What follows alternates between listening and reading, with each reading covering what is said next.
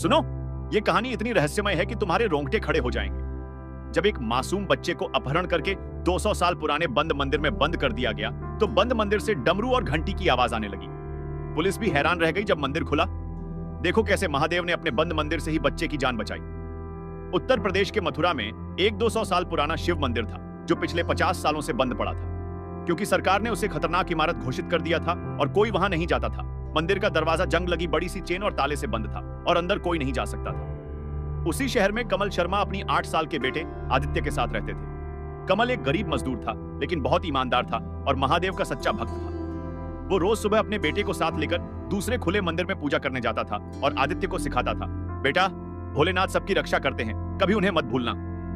शहर में रहीम खान नाम का एक खतरनाक अपराधी रहता था, जो बच्चों को अपहरण करके उनके परिवार वालों से फिरौती मांगता था। उसने पिछले 2 सालों में 10 बच्चों को अपहरण किया था और लाखों रुपए ऐंठे थे।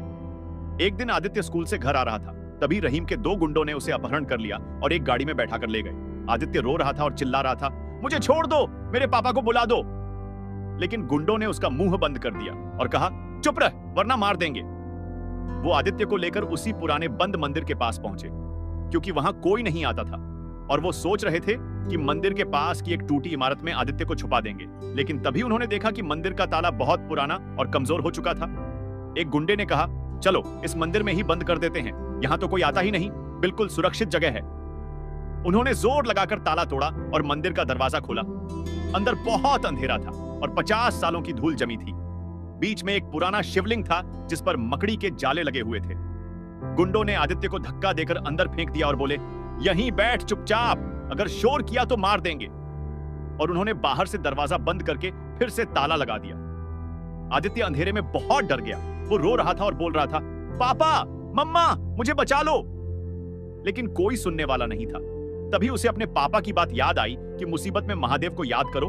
आदित्य ने रोते हुए शिवलिंग की तरफ देखा और बोला, भोलेनाथ, मैं बहुत डर गया हूं, मुझे बचा लो प्लीज। और उसने हाथ जोड़कर ओम नमः शिवाय बोलना शुरू किया। उधर कमल को जब पता चला कि आदित्य स्कूल से घर नहीं पहुंचा, तो वो पागल हो गया। उसने पुलिस में शिकायत की और पूरे शहर में आदित्य को ढूंढने लगा। पुलिस भी केस की तफ्तीश शुरू कर दी, लेकिन कोई सुराग नहीं मिल रहा था। रात के 11 बज गए और आदित्य अभी भी मंदिर में बंद था। वो ठंड से कांप रहा था और लगातार ओम नमः शिवाय बोल रहा था। तभी अचानक एक अद्भुत चीज हुई।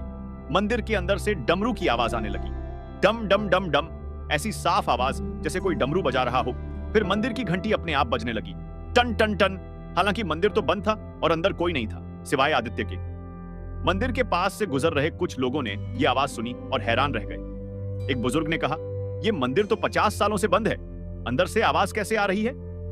लोग इकट्ठे हो गए और सब मंदिर के बाहर खड़े होकर सुन रहे थे। डमरू की आवाज और तेज होती जा रही थी और साथ में एक गूंजती हुई आवाज भी आ रही थी, ओम नमः शिवाय, ओम नमः शिवाय। किसी ने पुलिस को फोन किया और कहा, साहब, पुराने बंद मंदिर से अजीब आवाजें आ रही हैं, कुछ गड़बड़ लग रही है। पुलिस की टीम इंस्पेक्टर राजेश के साथ मंदिर पहुंची। उन्होंने भी डमरू और घंटी की आवाज सुनी और हैरान रह गए। इंस्पेक्टर ने कहा, यह मंदिर तो बंद है, अंदर कोई कैसे हो सकता है? उन्होंने ताला तोड़ने का आदेश दिया और जब दरवाजा खुला तो सब देखकर अवाक रह गए। छोटा सा आदित्य शिवलिंग के पास बैठा हाथ जोड़े ओम नमः शिवाय बोल रहा था। और सबसे हैरान करने वाली बात यह थी कि शिवलिंग जो 50 सालों से धूल और जालों से ढका था, वो बिल्कुल साफ और चमक रहा था, जैसे किसी ने अभी अभी पूजा की हो। शिवलिंग के पास एक दिया जल रहा था, हालांकि मंदिर में तेल या दिया था ही नहीं। और सबसे अजीब बात यह थी कि फर्श पर भभूत बिखरी हुई थी, जैसे किसी ने तांडव किया हो। इंस्पेक्टर ने आदित्य को उठाया और पूछा, बेटा तुम यहां कैसे आए? आदित्य ने रोते हुए पूरी कहानी बताई। इंस्पेक्टर ने पूछा, लेकिन ये डमरू और घंटी की आवाज कहां से आ रही थी? मंदिर में तो कोई नहीं था। आदित्य ने मासूमियत से कहा, अंकल, मैं ओम नमः शिवाय बोल रहा था। तभी अचानक मंदिर में रोशनी आ गई और मैंने एक साधु को देखा जिनके हाथ में डमरू था। उन्होंने मुझसे कहा, डरो मत बेटा, मैं तुम्हारे साथ हूं। और उन्होंने डमरू बजाया ताकि बाहर के लोग सुन सकें। पुलिस को विश्वास नहीं हो रहा था, लेकिन जो सबूत सामने थे वो अविश्वसनीय थे। साफ शिवलिंग, जलता दिया, भभूत के निशान और वो डमरू की आवाज जो सबने सुनी थी। इंस्पेक्टर ने तुरंत कमल को बुलाया।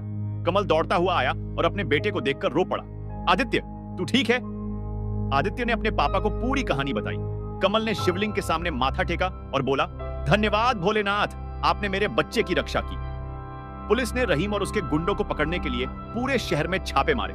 जब गुंडों से पूछताछ की गई तो उन्होंने कबूल किया, हमने उस बच्चे को पुराने मंदिर में बंद किया था, लेकिन रात को जब हम वहां से गुजरे तो मंदिर से डमरू और घंटी की आवाज आ रही थी और हम इतना डर गए कि भाग आए। रहीम को भी गिरफ्तार कर लिया गया और उसने अपने सारे गुनाह कबूल किए। इस चमत्कार की खबर पूरे शहर में फैल गई। शहर के लोगों ने मिलकर उस पुराने मंदिर की मरम्मत करवाई और उसे फिर से खोल दिया। आज वो मंदिर चमत्कारी शिव मंदिर के नाम से जाना जाता है और रोज हजारों लोग वहां दर्शन करने आते हैं।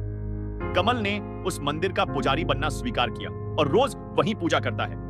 आदित्य भी अपने पापा के साथ मंदिर में रहता है और आने वाले लोगों को अपनी कहानी सुनाता है। महादेव ने मुझे बचाया था, उन्होंने अपना डमरू बजाकर लोगों को बुलाया। मंदिर की एक दीवार पर उस रात की तस्वीरें लगी हैं, साफ शिवलिंग, जलता दिया और भभूत के निशान, और नीचे लिखा है, जब भक्त पुकारता है भोलेनाथ किसी भी रूप में आते हैं, यहां तक कि अपने बंद मंदिर से भी। तो दोस्तों, ये थी बंद मंदिर से आई आवाज और महादेव के अद्भुत चमत्कार की सच्ची कहानी। अगर पसंद आई तो लाइक करें, चैनल सब्सक्राइब करें, घंटी दबाएं और कमेंट में हर हर महादेव, ओम नमः शिवाय, डम डम डमरू लिखें। इसे ज्यादा से ज्यादा शेयर करें ताकि सब जाने कि भोलेनाथ हर जगह हैं और अपने भक्तों की हर हाल में रक्षा करते हैं। जय महाकाल।